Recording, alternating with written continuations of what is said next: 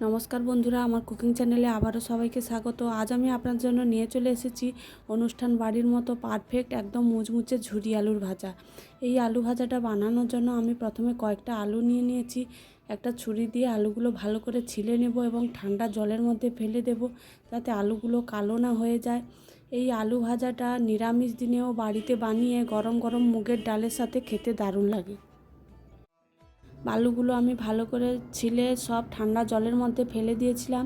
তারপরে এক একটা করে আলু নিয়ে আমি একটা গ্রেটারের মাধ্যমে ভালো করে গ্রেট করে নেব।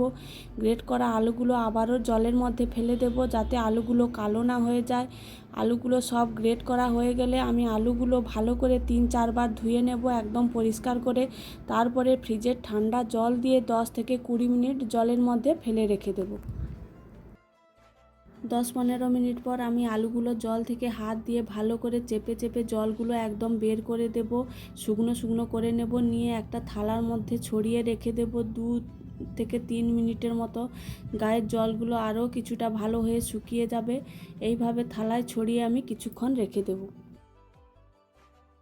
তারপরে একটা কড়া গ্যাসের মধ্যে বসিয়ে তাতে কিছুটা তেল গরম করে নেব।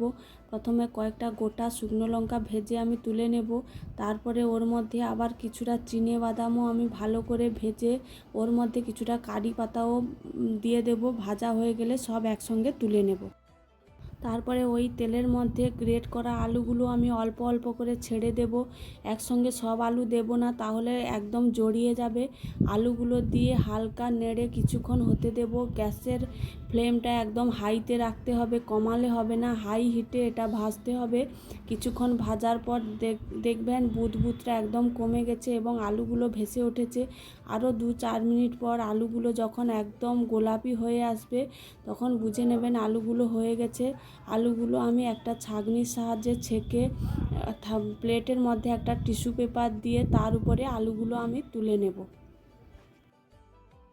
সমস্ত আলুগুলো এইভাবে আমি ভেজে নিয়েছি।